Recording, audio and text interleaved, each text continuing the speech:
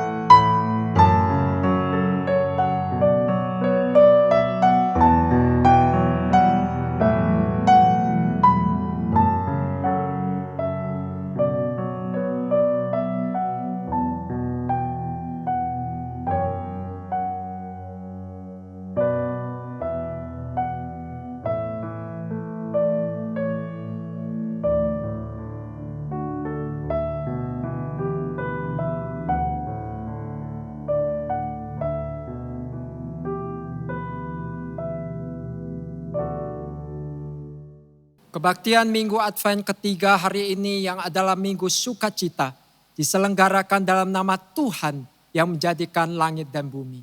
Turunlah kiranya atas kita sekalian damai dan sejahtera dari Allah Bapa, Allah Putra dan Allah Roh Kudus. Amin. Hormat diberi.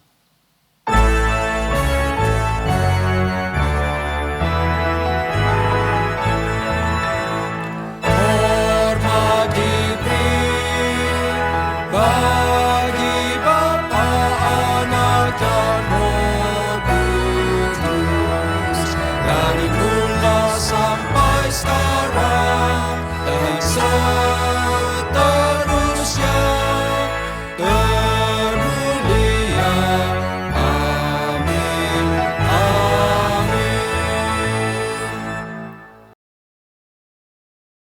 Marilah kita bersorak-sorai untuk Tuhan.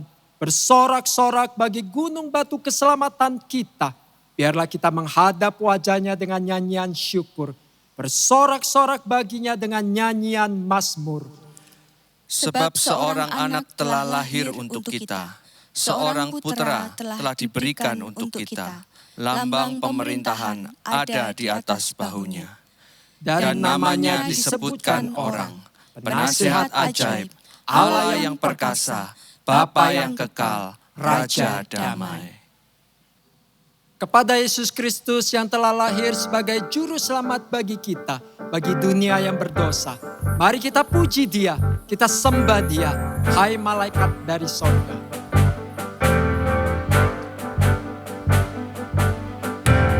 Hai malaikat dari sorga, mengunjungi dunia, bawa kabar penuh suka, juru selamat lahirlah.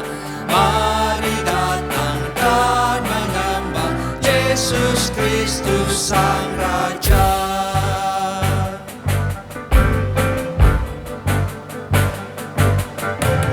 Hai gembala yang menjaga domba-Mu di Efrata, Allah beserta manusia, mari menyaksikannya. Mari datang dan menyembah Yesus Kristus Sang Raja.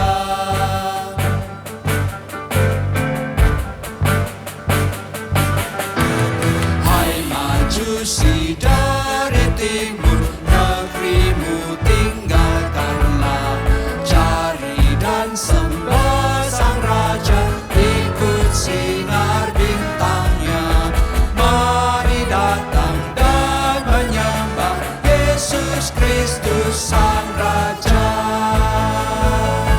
Hai kaum salah yang menunggu dengan sepenuh hati. Hai kaum saleh yang menunggu dengan hati sepenuh, tiba dilikan Allahmu dalam Putranya kudus.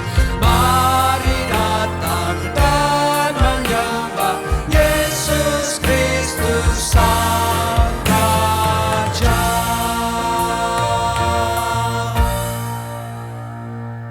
Mari kita berdoa. Segala puji, hormat, dan syukur kami naikkan kepadamu, ya Allah Tuhan kami. Kami datang saat ini, kami mengagumi kasih-Mu yang begitu mulia, besar, dan kudus, yang sudah Engkau nyatakan di dalam kelahiran anak-Mu yang tunggal, Yesus Kristus, yang rela datang bagi dunia yang berdosa, bagi kami semua. Tuhan, saat ini kami bersembah sujud di hadapan-Mu. Karena Engkau Allah satu-satunya yang layak untuk dipuji dan ditinggikan. Kami bersyukur juga untuk perlindungan dan penyertaan yang Tuhan berikan di dalam hidup kami. Kami boleh ada sampai hari ini. Itu karena anugerah Tuhan saja. Kami datang mengaku segala dosa dan kesalahan kami. Kami menyadari perkataan, perbuatan, hati, pikiran kami yang tidak menyenangkan Tuhan, yang mendukakan hati Tuhan. Tuhan ampunilah kami. Sekali lagi kami mohon anugerah-Mu boleh menyucikan, menguduskan setiap kami. Agar hidup kami boleh berkenan di hadapan Tuhan. Terlebih ibadah pagi ini sungguh boleh menyenangkan hati Tuhan. Inilah doa dan permohonan kami sebagai umat-Mu yang Engkau kasihi, yang Engkau sayangi.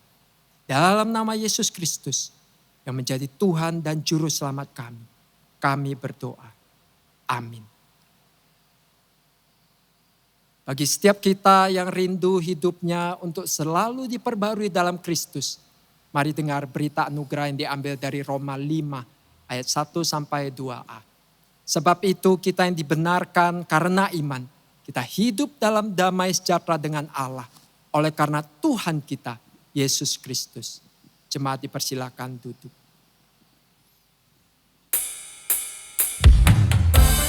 Betapa kita bersuka cita saat kita mengingat kita adalah umat-Nya yang senantiasa dikaruniakan sukacita kekal oleh-Nya. Mari nyatakan sukacita kita. Sukacitaku sembahkan. Sukacitaku sembahkan hanya pada Tuhanku. Hatiku bagaikan bunga mekar karena sinarnya. Awan maut ketakutan dienyakan olehnya. Daripadaku sukacita, hatiku dicerahkan.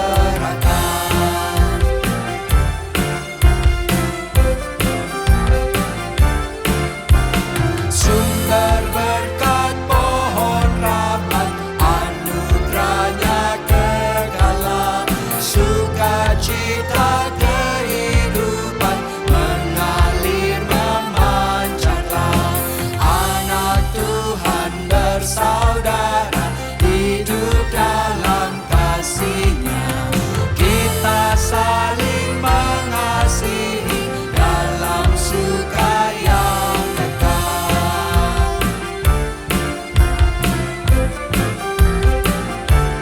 Kau berikanku sukacita, ku sembahkan. Kau berikanku sukacita, ku sembahkan. Kau berikanku sukacita,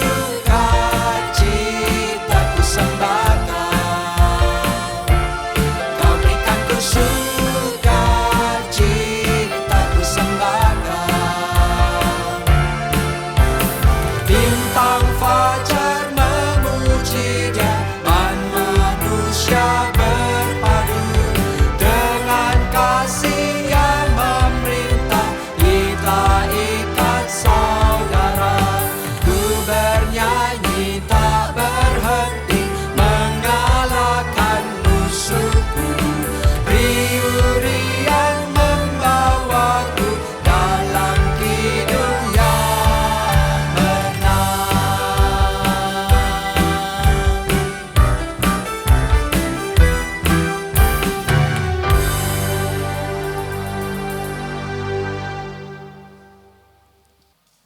Dia Allah yang selalu menyertai kita. Dia selalu ada dalam setiap pergumulan kita. Dia Allah yang tidak pernah meninggalkan kita. Dia Allah Bapa yang kekal.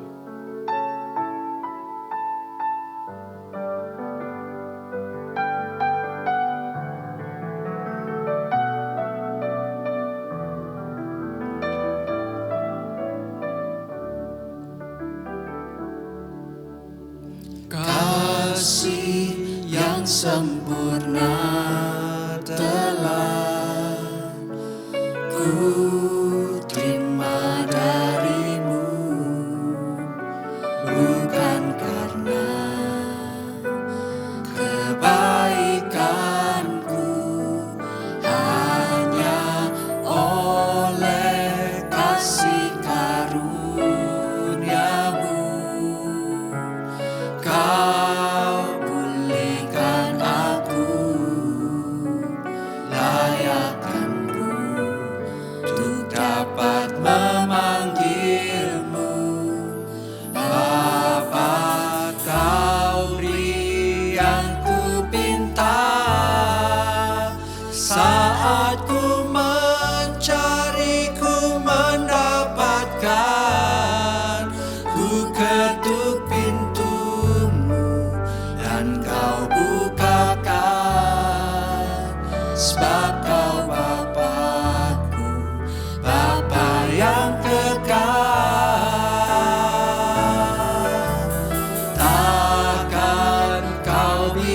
biarkan aku melangkah hanya sendirian.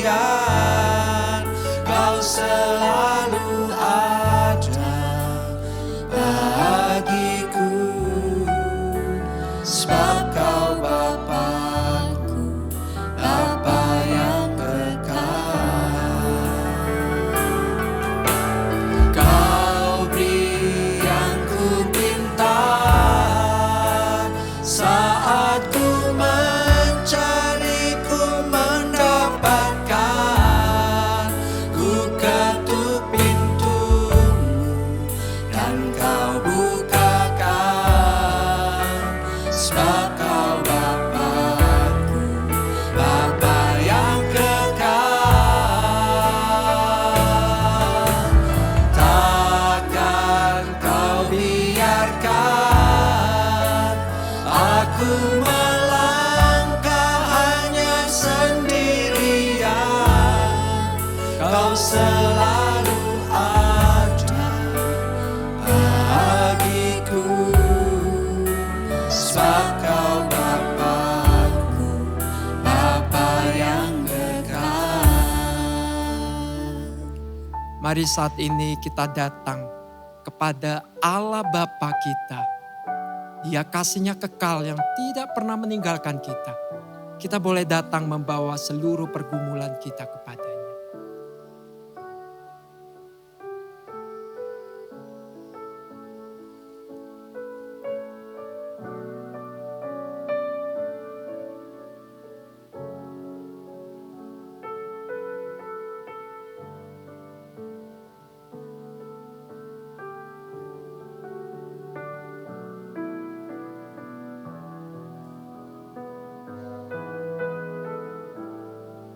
Engkaulah Tuhan kami. Engkaulah terang dan keselamatan kami. Engkaulah batu perlindungan kami, gunung batu kami. Di tengah-tengah kesesakan hidup kami datang menyerahkan diri dan pergumulan kami ya Tuhan. Ajari kami untuk sungguh percaya bahwa kasih-Mu itu kekal. Ajari kami untuk boleh mengalami dan menyadari betapa kasih-Mu hadir.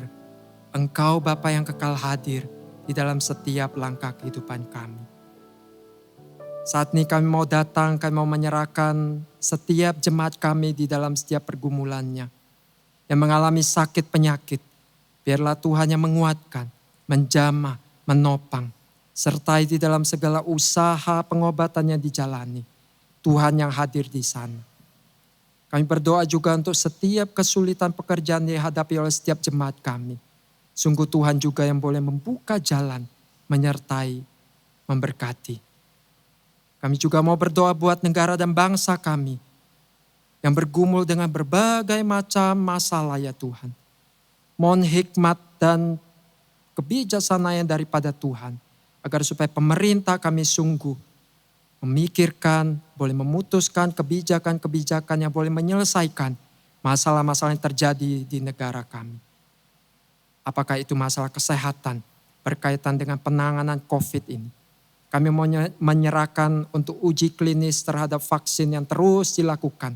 Kiranya pada waktunya Tuhan boleh mengadakan vaksin sebagai salah satu cara untuk menekan angka penyebaran COVID-19. Kami mau menyerahkan untuk segala pergumulan bangsa dan negara kami. Kami mohon perlindungan daripada Tuhan untuk pemerintah kami saat ini. Tuhan yang jagai, Tuhan yang sertai. Seluruh bangsa ini, seluruh kota yang ada di negara kami serahkan ke dalam tangan kasih Tuhan. Kami mau membawa setiap diri kami juga. Biarlah di minggu-minggu Advent ini, hati kami tidak diliputi oleh pergumulan hidup saja. Sehingga kami tidak bisa melihat lagi kasih Allah yang begitu besar. Yang sudah pernah hadir. Yang bahkan selalu hadir di dalam diri setiap kami. Tolong kami untuk boleh meresapi dan menyelami kasih-Mu yang besar. Menyelami Engkau yang adalah Allah Immanuel bagi setiap kami. Inilah doa permohonan kami. Yang kami naikkan berdasarkan doa yang diajarkan oleh Tuhan Yesus kepada kami. Bapa kami yang ada di sorga, dikuduskanlah namamu, datanglah kerajaanmu, jadilah kehendak-Mu di bumi seperti di surga. Berikanlah kepada kami hari ini makan kami yang secukupnya, dan ampunilah kami akan kesalahan kami, seperti kami juga mengampuni orang yang bersalah kepada kami. Dan janganlah membawa kami ke dalam pencobaan, tapi lepaskanlah kami daripada yang jahat.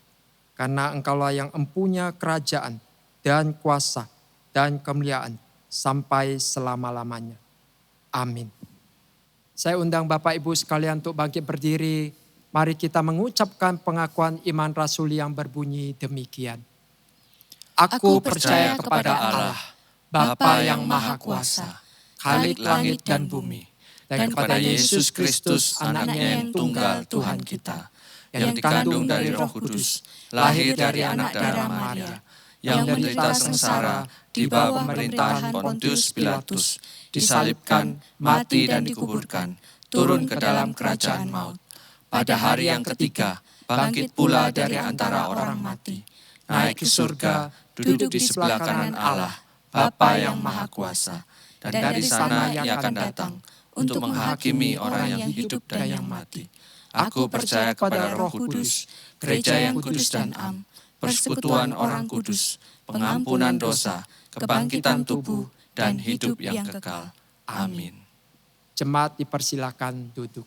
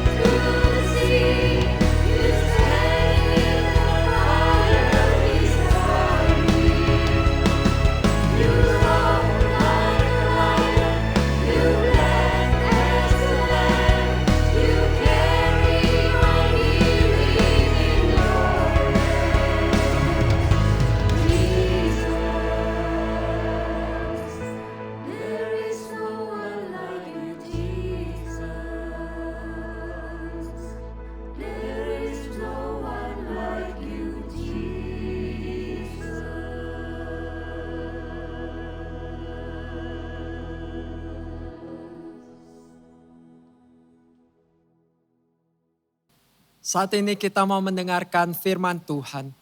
Mari siapkan hati kita, bersama kita naikkan pujian ini. Seorang anak telah lahir untuk kita.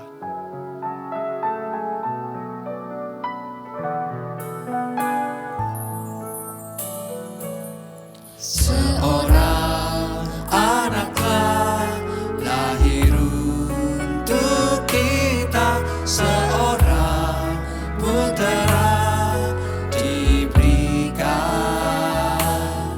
lambang pemerintahan di atas bahunya, dan namanya pun disebut orang penasehat ajaib, Allah yang perkasa, Bapa yang kekal, Raja damai. Sambutlah Dia, Yesus Tuhan, Juru Selamat dunia.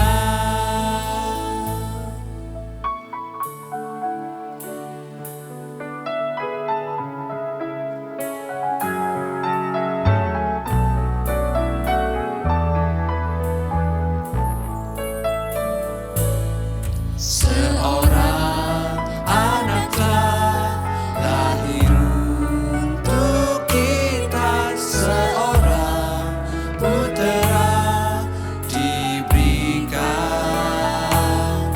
lambang pemerintahan di atas bahunya, dan namanya pun disebut orang penasehat ajaib, Allah yang perkasa,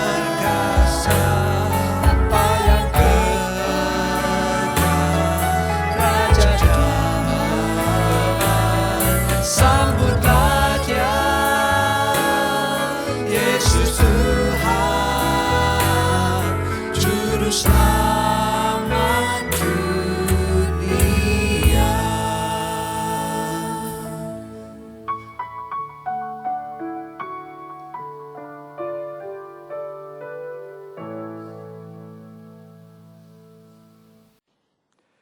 Bapak Ibu sekalian yang terkasih di dalam Tuhan, saat ini kita akan bersama-sama merenungkan satu bagian firman Tuhan sebagai bagian dari masa Advent, yaitu dalam periode Natal ini.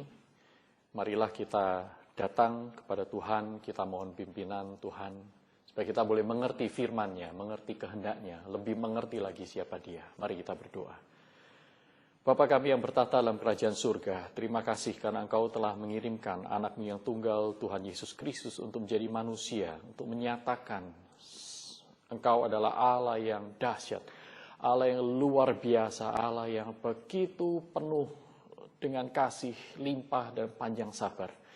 Tuhan, saat ini ketika kami hendak merenungkan tentang firman Tuhan, penyataan diri-Mu sendiri, Tuhan, kami rindu, kami boleh mengenal Engkau lebih jauh, kami lebih mengenal cinta-Mu, kasih-Mu. Pimpinlah kami ya Tuhan, supaya kami boleh mengerti siapa Engkau sebenarnya. Di dalam nama Tuhan Yesus Kristus, kami naikkan doa kami yang jauh dari sempurna ini. Amin. Saudara yang terkasih dalam Tuhan, saat ini kita akan merenungkan bersama sebagai seri dari rangkaian persiapan Natal ini, yakni salah satu nama yang diberikan kepada Mesias yang tercatat di dalam Yesaya pasal yang ke-9, khususnya tentang Bapa yang kekal. Nah, sebelumnya mari kita membaca ayat Alkitab yang akan menjadi panduan kita bersama saat ini. Saya sengaja mengambil ayat Alkitab sebelumnya sampai pada ayat yang ke-6 tersebut, saudaraku. Jadi kita akan membaca mulai dari pasal 8, kitab Yesaya, pasal 8, ayat yang ke-23 sampai dengan pasal 9 ayat yang ke-6. Yesaya pasal 8 ayat 23 sampai dengan Yesaya pasal 9 ayat yang ke-6. Demikian bunyi firman Tuhan. Tetapi tidak selamanya akan ada kesuraman untuk negeri yang terimpit itu. Kalau dahulu Tuhan merendahkan tanah Zebulon dan tanah Naftali, maka di kemudian hari Ia akan memuliakan jalan ke laut. daerah seberang sungai Yordan, wilayah bangsa-bangsa lain.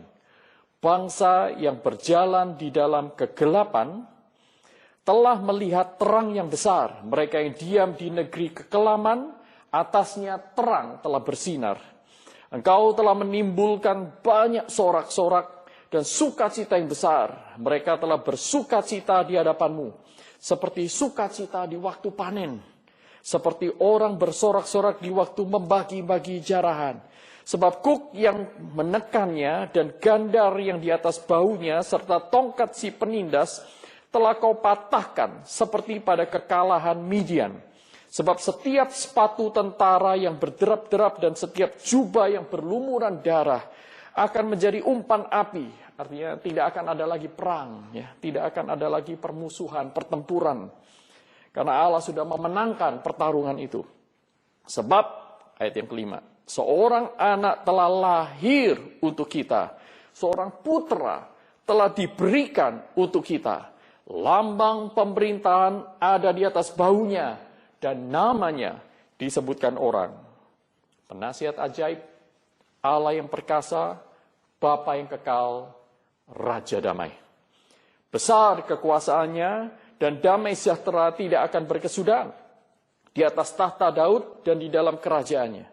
Karena ia mendasarkan dan mengokohkannya dengan keadilan dan kebenaran dari sekarang sampai selama-lamanya. Kecemburuan Allah atau kegigihan Tuhan semesta alam akan melakukan hal ini. Nah, saudaraku yang terkasih dalam Tuhan, berita Natal adalah sebuah kabar baik. Benar, tetapi pertanyaannya adalah kabar baik macam apa? Kita melihat di bulan-bulan ini, di bulan Natal, saudaraku, dekorasi sudah mulai terlihat di jalan-jalan, sekalipun dalam kondisi pandemi, nampaknya orang-orang masih membuat jalan-jalan, dekorasi rumah, bahkan mungkin mal-mal didekorasi sedemikian rupa untuk menggait massa untuk datang.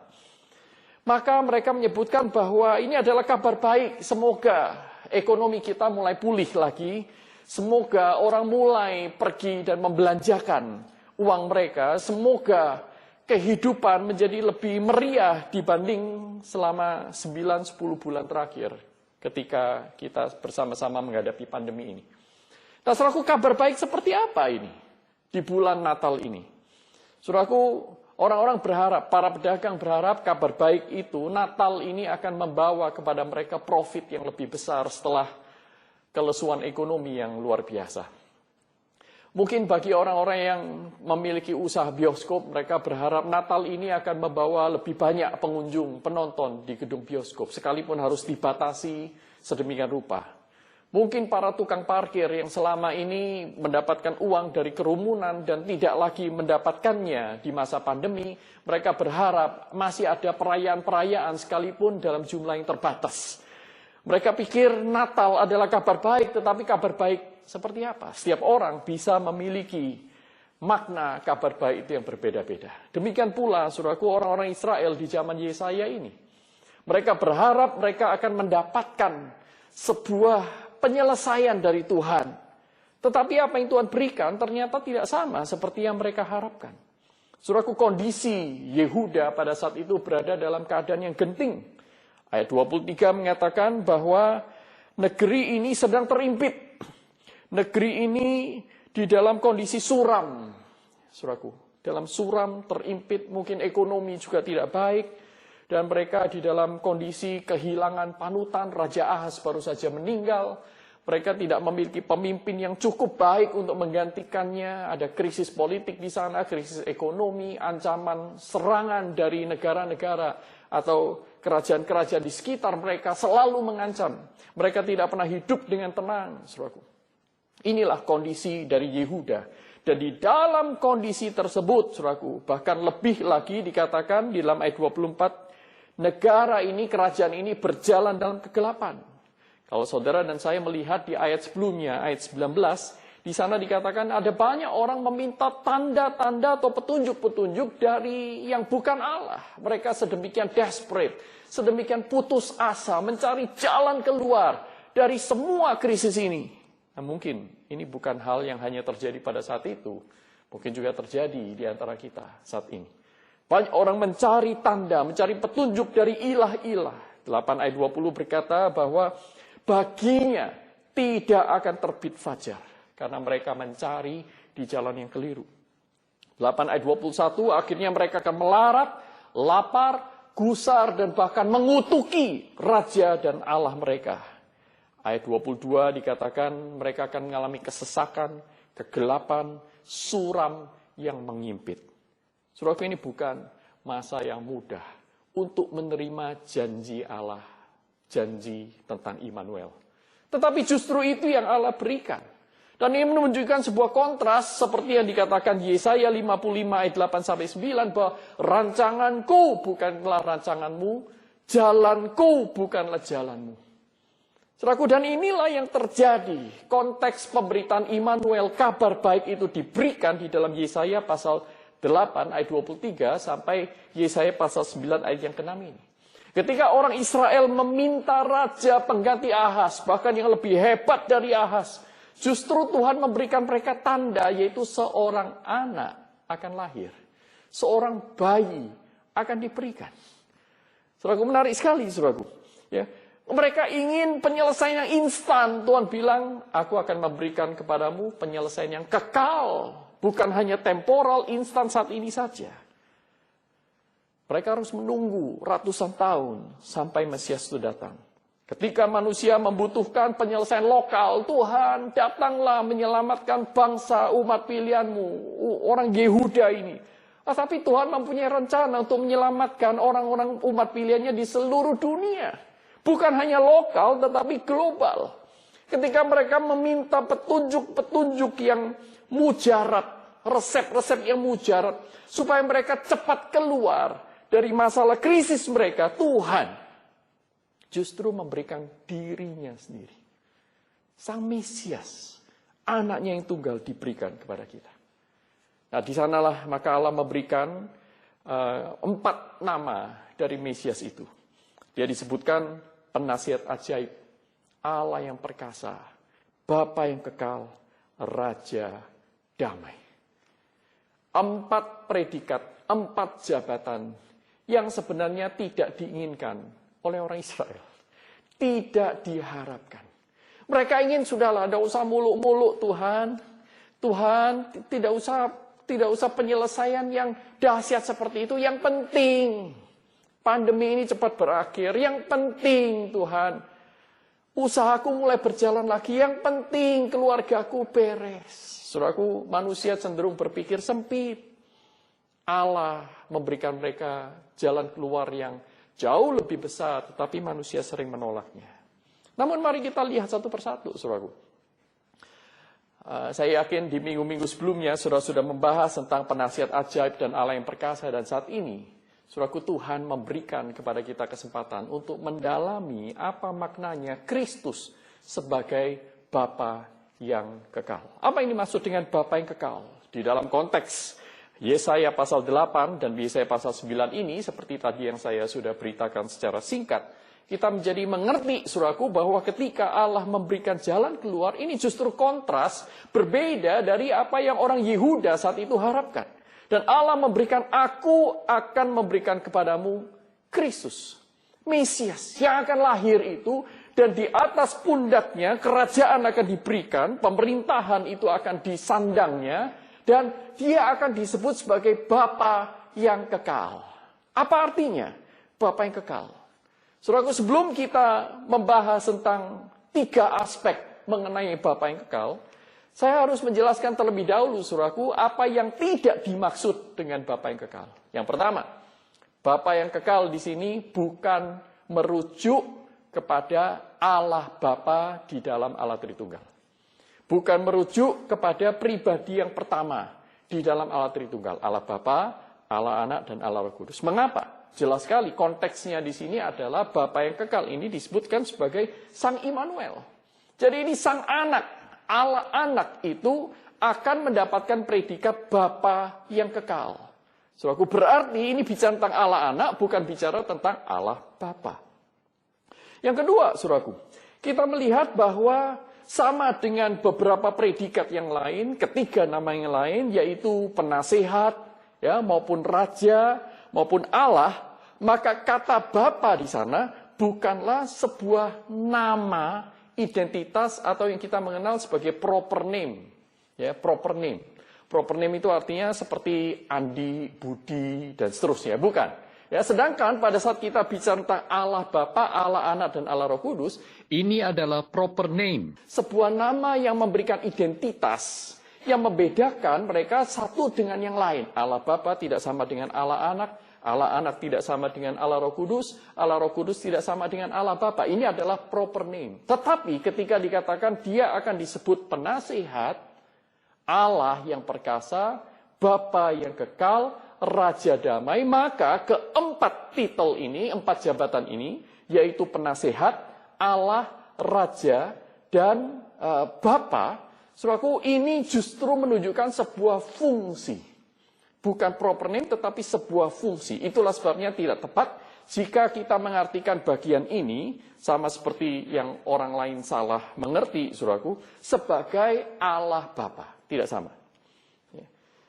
Nah, saudaraku, kita melihat bahwa yang dimaksud oleh Bapa yang kekal ini artinya bahwa Kristus, Sang Mesias, ini akan memainkan peran seperti Bapa kepada anak-anaknya terhadap umatnya. Seperti Bapa kepada anaknya, demikianlah Kristus kepada umatnya. Nah, kemudian, saudaraku, hal yang kedua, apa yang tidak dimaksud dengan Bapa yang kekal ini adalah seperti ditafsirkan oleh beberapa orang, bahwa ayat ini sedang bicara bahwa Allah atau Kristus itu adalah pencipta kekekalan, the creator of eternity. Ya, the creator of eternity. Mengapa, saudaraku, saya tidak cenderung mengartikannya demikian? Karena hal itu akan menjadi aneh di dalam konteks Yesaya pasal 8 dan pasal 9 ini. Nggak nyambung istilahnya, saudaraku. Tetapi lebih pas jikalau bagian ini, Bapa yang kekal ini dimengerti sebagai dia adalah Bapa selama-lamanya. Father forever. Forever he will be a father to us. Nah, saudaraku, mungkin ini yang dimaksud. Dia adalah forever father. Everlasting father. Dia adalah Bapa yang selama-lamanya. Ini lebih cocok dengan konteks karena apa? Saudaraku, raja, orang-orang yang lebih tua dari kita, itu biasanya kita perlakukan mereka juga sebagai Bapa. Ya, raja itu juga mengayomi rakyatnya seperti bapak mengayomi anak-anaknya. Kepala sekolah juga melakukan hal yang sama, saudaraku. Itulah sebabnya di dalam bahasa Indonesia misalnya, saya ini disebut bapak oleh banyak orang, saudaraku. Kalau orang bertemu dengan saya, Bapak Yuso, ya seperti itu. Apa kabar Bapak? Loh, padahal saya tidak pernah melahirkan mereka. Nah, tentu, saudaraku, kata Bapak di sini artinya bahwa dia menjalankan sebuah peran, fungsi, sifat yang nanti 3 aspek ini akan kita gumuli bersama. Tetapi, saudaraku, yang jelas di sini sedang merujuk kepada Allah Anak yang memerankan peran sebagai Bapa untuk selama-lamanya. Ketika raja-raja dunia itu mempunyai masa expiry date, ada masa berlangsung berakhirnya, saudaraku. Demikian juga bapak-bapak di dunia ini, ya, orang Israel memiliki Raja Ahaz, mereka mendapatkan kesuksesan, kemakmuran, tetapi Raja Ahaz pun akan mati. Kita mungkin memiliki seorang ayah yang begitu mencintai kita, tetapi pada waktunya ayah kita juga akan dipanggil oleh Tuhan. Akan pulang kembali kepada pangkuan Bapa di surga. Saudara dan saya mungkin adalah bapak dari anak-anak kita. Ya, kalau kita sudah mempunyai anak, maka saudara adalah bapak bagi anak-anak kita. Tetapi sekali lagi, kita bukanlah bapak selama-lamanya. Raja juga bukanlah bapak selama-lamanya bagi rakyatnya. Kepala sekolah bukanlah bapak selama-lamanya bagi seluruh sekolah itu. Seorang guru juga bukan bapak selama-lamanya bagi para muridnya. Tetapi dikatakan di sini, aku memberikan kepadamu Immanuel, Sang Mesias, yang adalah Bapa selama-lamanya. Tidak sama seperti Bapa dunia. Jadi ini adalah Bapa yang tidak terbatas, yang akan terus-menerus menjalankan peran sebagai Bapa sampai selama-lamanya. Bahkan sampai saudara dan saya meninggal. Nah, saudaraku, apa yang dimaksud dengan Bapa yang kekal? Ada 3 aspek. Mengapa Kristus disebut sebagai Bapa yang kekal? Dan siapa Kristus sebagai Bapa yang kekal ini? Saudaraku, yaitu bahwa Bapa yang kekal selama-lamanya ini menunjukkan kepada Kristus yang mengampuni dengan tuntas. Bapa Sang Pengampun. Yang kedua, bahwa Kristus ini mengenal anak-anaknya dengan sempurna. Dia adalah Bapa yang mengenal anak-anaknya. Kristus juga adalah Bapa yang mengasihi anak-anaknya secara habis-habisan. Ada 3 aspek ini, mari kita perhatikan satu persatu. Ketika Kristus dikatakan dia adalah Bapa selama-lamanya, saudaraku, dia adalah Bapa yang kekal, itu aspek pertama, yaitu dia adalah Bapa yang mengampuni dengan tuntas. Kita bisa melihat dalam Mazmur 103, saudaraku. Mazmur 103 ayat 13, di sana dikatakan seperti Bapa sayang kepada anak-anaknya, demikian Tuhan sayang kepada orang-orang yang takut akan Dia. Sebelum bagian ini ditulis, saudaraku, pemazmur menulis ayat yang ketiga mengatakan Dia yang mengampuni segala kesalahanmu, yang menyembuhkan segala penyakitmu, dan yang menebus hidupmu dari lubang kubur, yang memahkotai engkau dengan kasih setia dan rahmat, Dia yang memuaskan hasratmu dengan kebaikan, dan seterusnya dan seterusnya.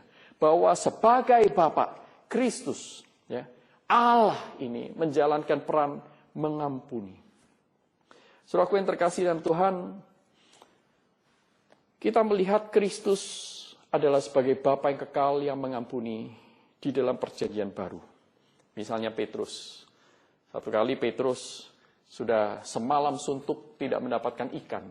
Dia berada di pinggir Danau Galilea sedang membersihkan jalannya, dan kemudian Tuhan Yesus berkata kepadanya, mari kita bertolak ke tengah.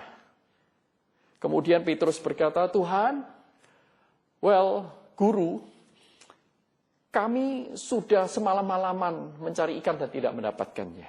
Dan sekarang ini adalah pagi, siang, ya. Dan di mana ikan itu biasanya tidak berada di permukaan. Mereka masuk di dalam daerah yang lebih dalam, permukaan yang lebih dalam, karena di sana suhunya tidak panas.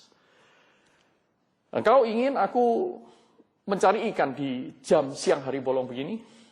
Tentu tidak akan mendapatkannya, sekalipun Petrus tidak mengatakannya. Namun Petrus melanjutkan, tetapi jikalau engkau menginginkannya, baik, aku akan melakukannya. Dengan kata lain, Petrus ingin mengatakan, kalau tidak berhasil dapat ikan, jangan salahkan saya, karena saya sudah kasih tahu.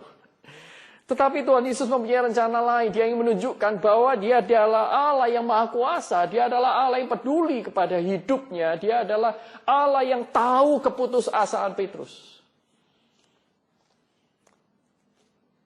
Maka mereka pergi ke seberang, dan Petrus menjala ikan jauh lebih banyak daripada sebelum-sebelumnya. Saudaraku, dan apa kata Petrus? Petrus berkata kepada Tuhan di dalam Lukas pasal 5 itu, Tuhan, pergilah daripadaku karena aku ini seorang berdosa. Tuhan, pergilah daripadaku karena aku ini seorang berdosa. Saudaraku, menarik sekali apa yang dikatakan Kristus.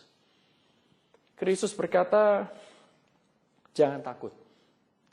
Tetapi mulai sekarang, kamu akan menjala manusia. Artinya apa, saudaraku? Aku tahu kamu orang berdosa, aku mengampunimu, dan aku mempunyai rencana untuk engkau. Aku mengampunimu, aku menuntaskan, aku membayar seluruh harga pelanggaran-pelanggaranmu. Aku tidak menganggapnya sebagai sesuatu yang harus membawa engkau kepada kematian yang kekal. Karena apa? Karena aku sudah mengampunimu. Saudaraku, perempuan yang kedapatan berzina dalam Yohanes pasal yang ke-8 juga akan mengamini bahwa Tuhan Yesus adalah Mesias, kebapaan yang mengampuni. Saudaraku, dikatakan bahwa perempuan ini kedapatan berzina dan hendak dirajam batu, dan orang-orang ahli Taurat itu bertanya kepada Yesus, apa yang harus kita lakukan kepada orang yang kedapatan berzina ini menurut hukum Musa?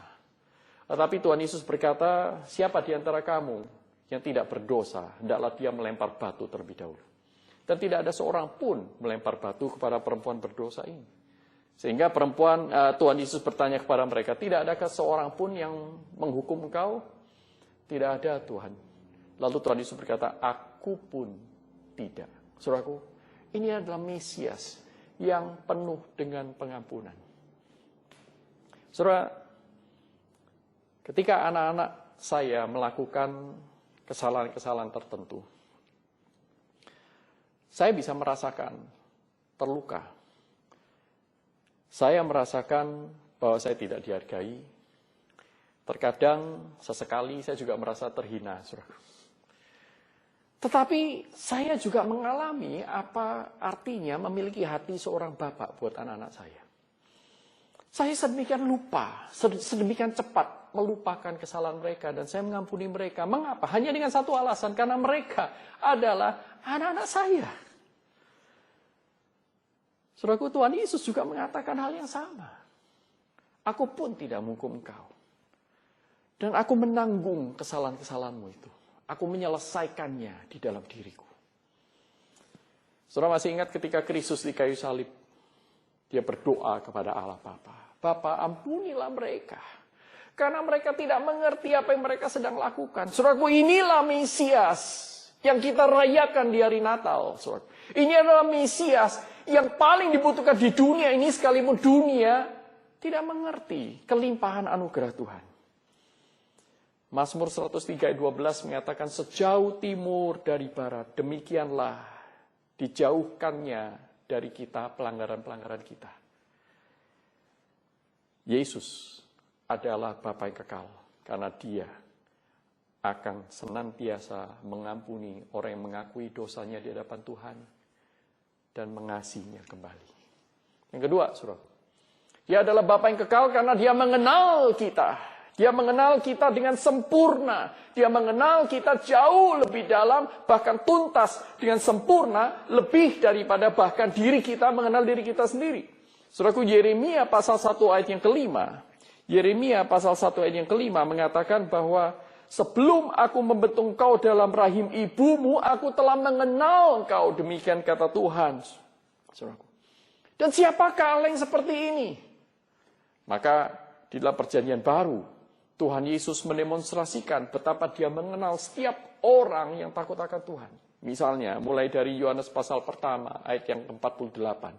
Ketika dia bertemu dengan Nathanael, dan Nathanael berkata, siapa? Apa yang baik keluar dari Nazaret? Ketika Nathanael mendengarkan cerita dari Andreas. Ada Mesias. Come and see. Mari lihatlah dia. Dan kemudian Tuhan Yesus berkata, ini adalah orang Israel sejati, dalam dirinya tidak ada kepalsuan. Nah maka, saudaraku, Nathanael itu berkata, bagaimana engkau bisa mengenal aku? Saudaraku, Kristus mengenal Nathanael lebih daripada Nathanael mengenal dirinya sendiri. Bahkan sebelum Nathanael mengenal siapa Yesus, siapa Kristus, Kristus mengenal dia dengan sangat baik. Perempuan Samaria yang Tuhan Yesus jumpai di Yohanes pasal 4. Di sumur itu, saudaraku. Siang hari bolong, dia mengambil air. Mengapa siang hari bolong? Karena itu waktu yang tepat, di mana seorang perempuan yang mungkin tidak memiliki reputasi yang baik di Samaria, itu untuk mengambil air. Karena pada masa-masa itu, di jam-jam tersebut, saudaraku, orang akan makan siang, mereka berkumpul dengan keluarga-keluarganya. Nah ini kesempatan untuk keluar ke tempat publik dan mungkin cari sumur yang sedikit lebih jauh. Ini sumur Yakub, saudaraku. Maka perempuan ini datang ke sana. Dan Tuhan Yesus tahu, Tuhan Yesus khusus datang ke Samaria, datang ke tempat itu untuk menemui perempuan ini. Dan apa yang terjadi dengan perempuan ini? Tuhan Yesus berkata, bisakah engkau mengambilkan aku air? Enggak salah. Engkau kan orang Yahudi, masa minta kepada seorang perempuan, bahkan perempuan Samaria seperti saya. Dan kemudian Tuhan Yesus berkata bahwa orang yang mengambil air, minum air itu, dia akan haus lagi. Tetapi barang siapa yang mendapatkan air dariku, maka dalam dirinya akan muncul aliran-aliran air yang kekal. Dia tidak akan haus lagi. Loh Tuhan, tapi kenapa engkau minta air dari aku? Maka perdebatan itu berlanjut sampai suatu saat, saudaraku, Tuhan Yesus berkata, sekarang kamu pulanglah, panggillah suamimu datang ke sini. Dan perempuan itu berkata, aku tidak bersuami. Benar katamu. Engkau sudah punya 5 suami dan saat ini yang bersama dengan kamu memang bukan suamimu. Saudaraku, hal ini menempelak langsung sang perempuan Samaria itu. Dengan kata lain Tuhan Yesus ingin berkata, jangan pikir aku tidak tahu kamu. Jangan pikir kamu tidak tahu betapa kacaunya kehidupan pernikahanmu. Jangan pikir aku tidak tahu semua kesalahan-kesalahan yang kamu buat. Jangan pikir aku tidak mengerti dosa-dosamu, rahasia-rahasiamu. Aku mengenal engkau. Tetapi pada saat yang sama, Dia juga adalah Allah yang mengasihi. Saudara, A.W. Tozer berkata, Tuhan Yesus Kristus mengenal hal-hal yang terburuk dalam diri kita. Tetapi pada saat yang sama, Dia adalah orang, pribadi yang paling mengasihi saudara dan saya. Dan Dia adalah Bapa kita. Saudara, saya mengenal anak-anak saya mungkin lebih daripada teman-teman mereka, guru-guru mereka mengenal mereka. Ya memang pengenalan saya terhadap mereka tentu terbatas. Karena saya bukan pencipta mereka. Namun Allah Bapa kita yang membentuk kita sejak di dalam kandungan. Dia adalah Allah yang mengenal siapa kita. Dia tahu kelemahan kita. Dia tahu skandal-skandal yang kita lakukan yang orang lain tidak tahu. Tetapi hari ini, pada saat kita merenungkan firman Tuhan ini, inilah Mesias, Kristus yang Allah janjikan. Dan Allah sudah nyatakan kepada saudara dan saya, bahwa Dia bukan Allah yang tidak tahu, Dia bukan Allah yang menerima kita karena kita baik. Karena Dia bukanlah Allah seperti majikan yang mengenal kita karena kita berhasil menutupi kelemahan-kelemahan kita. Tidak. Tetapi Dia adalah Mesias yang sekalipun mengerti segala kejatuhan, kebobrokan saudara dan saya, tetapi Dia tetap mengasihi kita. Karena kita bukan lain adalah anak-anaknya. Saudaraku yang terkasih dalam Tuhan, ini adalah anugerah yang besar. Bahwa kita memiliki juru selamat, Kristus, yang memerankan fungsi sebagai Bapa. Dan bukan hanya 1-2 hari, tetapi selama-lamanya. Dia mengenal kita. Dan Dia mengasihi saudara dan saya. Aspek yang ketiga, saudaraku, bahwa Dia Bapa kita karena Dia mengasihi kita habis-habisan. Mazmur 103 ayat 13 yang tadi kita baca, mengatakan bahwa seperti Bapa sayang kepada anak-anaknya, demikian Tuhan sayang kepada orang-orang yang takut akan Dia. Sebab Dia sendiri tahu apa kita, Dia ingat bahwa kita ini debu. Saudaraku, Dia adalah Allah yang kasih setianya selama-lamanya kepada orang yang takut akan Dia. Dia adalah Allah yang tidak pernah melupakan saudara dan saya. Dia adalah Allah yang panjang sabar. Dia adalah Allah yang mengasihi kita. Saudaraku, dalam Lukas pasal 13 ayat 10-17. Di sana mendemonstrasikan Kristus memainkan peran sebagai Bapa yang mengasihi ini.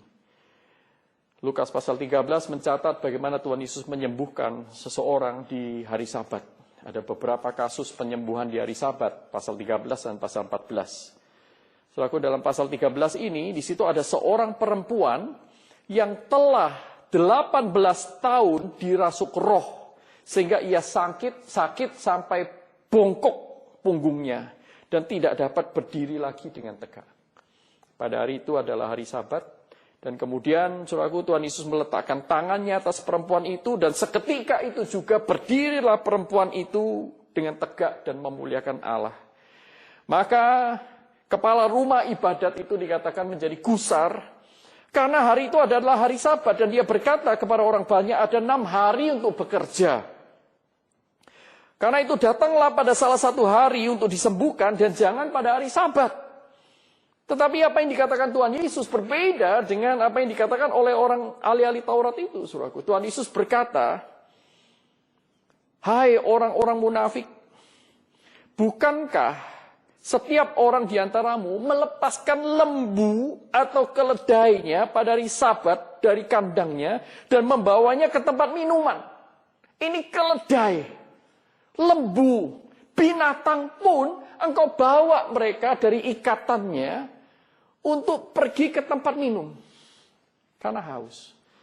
Tetapi lihatlah, perempuan ini sudah 18 tahun diikat oleh iblis, tetapi engkau berkata, aku tidak boleh melepaskannya.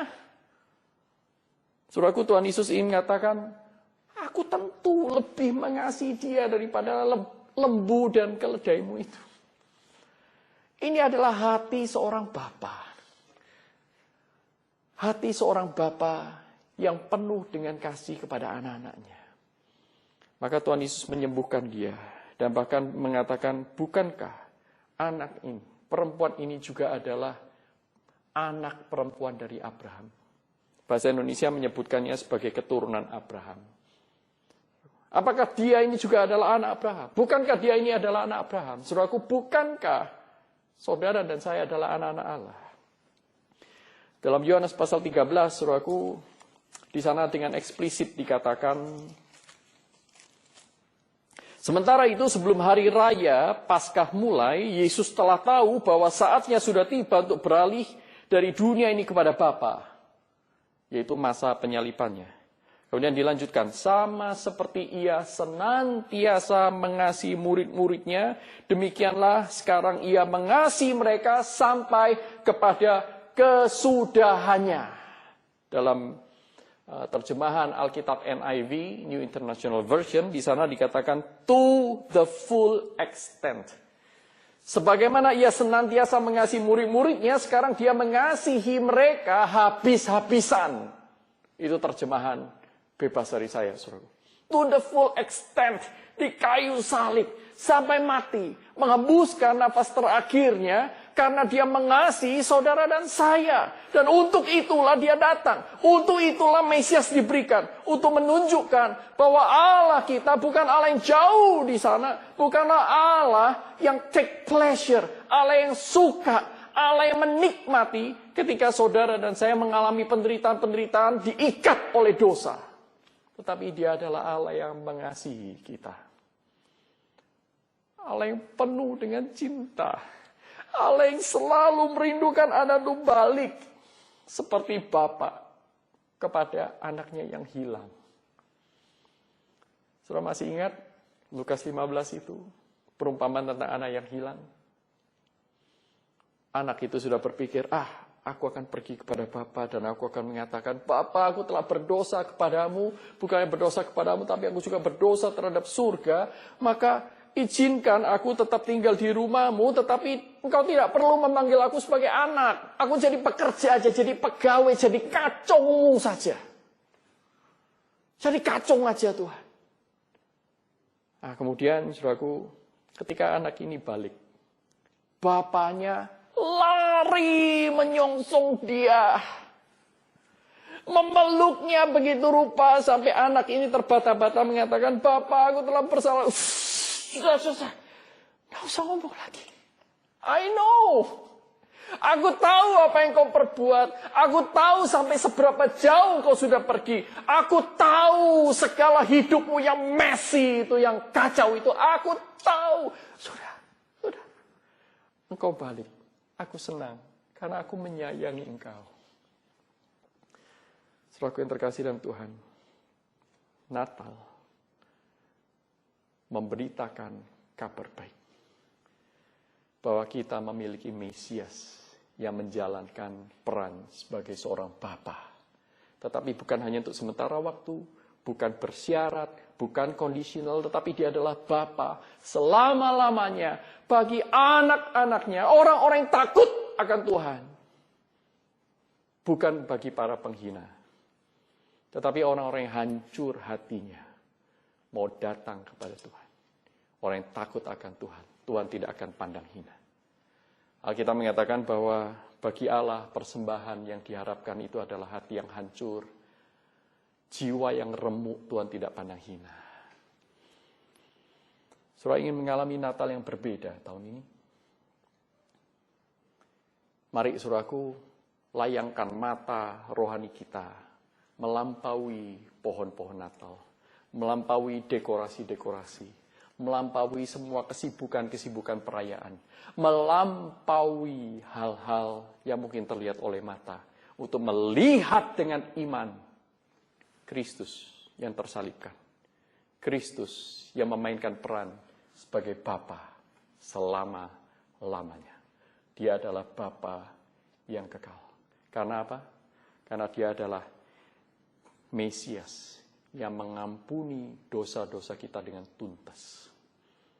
Sejauh timur dari barat, dijauhkannya pelanggaran dari diri kita. Dan dia juga adalah Mesias yang mengenal kita sampai sebobrok-bobroknya kita. Tetapi dia adalah Allah yang juga mengasihi saudara dan saya sampai habis-habisan. Saudaraku, maukah Anda Natal tahun ini, saudara dan saya sungguh-sungguh datang kepada Tuhan, menyambut Sang Mesias yang lahir 2000 tahun yang lalu itu sebagai Bapa yang kekal. Mari kita datang kepadanya dengan kerendahan hati, dengan hati yang hancur, jiwa yang remuk, karena dia tidak memandang kita hina, seperti Bapa kepada anak yang hilang. Dia membuka tangannya, menanti saudara dan saya. Mari kita berdoa. Bapa kami yang bertahta dalam kerajaan surga, Engkau mengenal kami. Bahkan Engkau memanggil kami dengan nama kami masing-masing Tuhan, karena Engkau adalah Allah yang mengerti siapa anak-anak-Mu. Engkau mengenal setiap kami tanpa kecuali. Engkau mengenal segala kebobrokan kami dan Engkau mengampuni kami, karena Engkau begitu sayang kepada kami. Terima kasih ya Tuhan, karena jalan keluar terhadap kegelapan, jalan keluar bagi himpitan, kesulitan-kesulitan masalah ini jauh melampaui akal pikiran kami. Karena apa? Karena ini jauh lebih baik dari yang kami bisa pikirkan. Yaitu diri-Mu sendiri Engkau berikan kepada kami. Yang hari ini pun kami terus renungkan. Terima kasih ya Tuhan, atas Mesias Kristus yang Engkau kirimkan, yang memainkan peran sebagai Bapa selama-lamanya buat kami umat. Terima kasih ya Tuhan. Biarlah firman Tuhan ini memberikan kami keberanian di dalam iman untuk meninggalkan dosa-dosa kami, menghampiri Engkau di dalam Yesus Kristus, anak-Mu yang tunggal. Kami mau semakin mengasihi-Mu, juga semakin habis-habisan, bukan asal-asalan lagi. Terpujilah Engkau di atas segala-galanya ya Tuhan. Di dalam nama Tuhan Yesus Kristus, Juru Selamat kami yang hidup, kami naikkan doa kami yang jauh dari sempurna ini. Kami persembahkan diri kami kepadamu. Sekali lagi. Amin. Tuhan memberkati kita semua. Saat ini kita membawa persembahan kita kepada Tuhan sebagai ungkapan syukur kita, mengingat kasih-Nya yang besar bagi kita. Jemaat bisa memberikan persembahan dengan cara scan QRIS gereja masing-masing atau transfer ke rekening yang akan ditampilkan berikut ini. Mari bawa persembahan yang terbaik kepada Tuhan kita.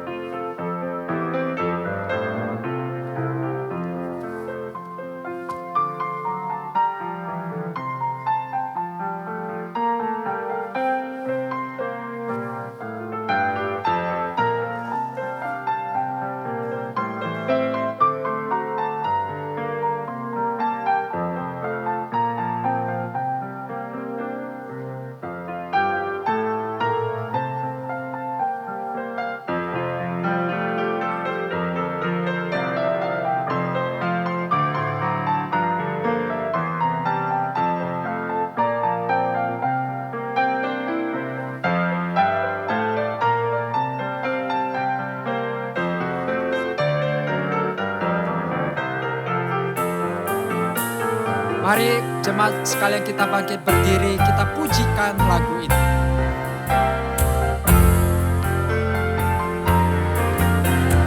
Dengar malaikat nyanyi, suaranya berkumandang, kidung-kidung surgawi, sukacita menggema.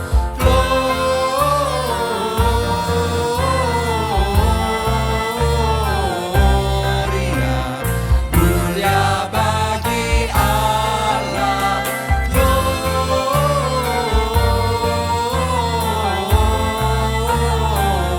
Gloria, mulia bagi Allah.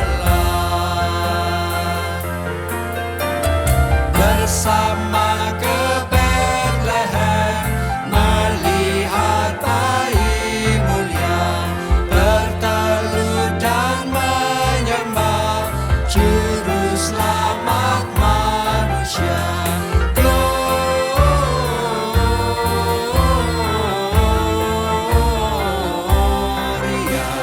mulia bagi Allah. Gloria,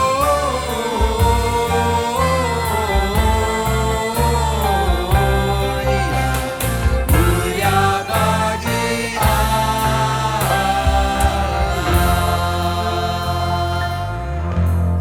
Saya mengundang kita semua untuk bangkit berdiri. Mari bersama kita berdoa.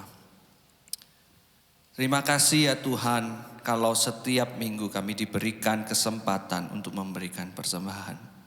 Biarlah setiap kali kami memberikan persembahan, kami teringat bahwa Tuhan Yesus yang boleh mempersembahkan dirinya terlebih dahulu bagi setiap kita. Tuhan yang ajaib, Tuhan yang agung, mau turun ke dunia yang hina dengan cara yang paling hina, di tempat yang paling hina pula. Tuhan, ketika kami mengingat itu, kami mau mempersembahkan persembahan kami sungguh-sungguh dengan hati, dengan semangat, dengan motivasi yang terbaik. Kiranya Engkau yang boleh menerimanya, kiranya Engkau yang boleh pakai persembahan ini untuk memperlebar kerajaan Tuhan. Dan di momen Natal ini ya Tuhan, kami rindu, terkhususnya persembahan kami boleh dipakai untuk boleh mengabarkan Injil ke seluruh dunia, supaya setiap orang boleh mendengar kabar sukacita daripada Tuhan. Inilah persembahan kami ya Tuhan, bukan hanya sekedar uang kami, tetapi juga persembahan jiwa dan raga kami, sebagai persembahan yang kudus, yang hidup, dan yang berkenan kepada Allah. Dan kami ingin disempurnakan di dalam nama Tuhan Yesus Kristus. Amin. Bagi Dia satu-satunya Allah yang penuh hikmat oleh Yesus Kristus, segala kemuliaan sampai selama-lamanya. Doksologi.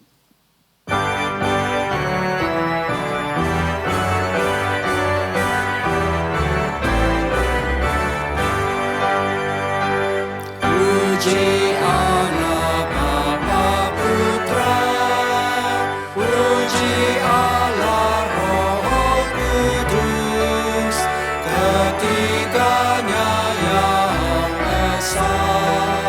Pohon selamat sumber berkat. Amin.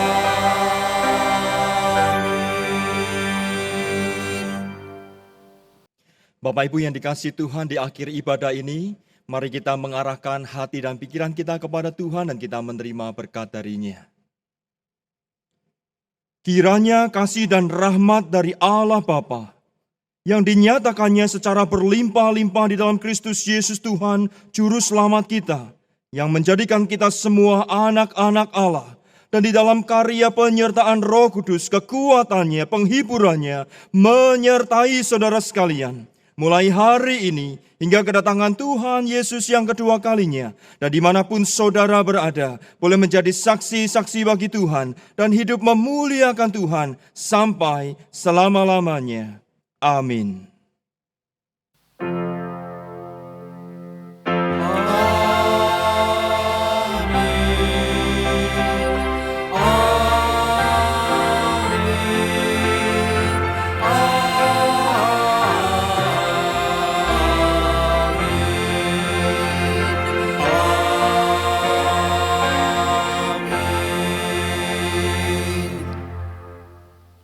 ibadah kita sampai di sini. Selamat hari Minggu, Tuhan Yesus memberkati.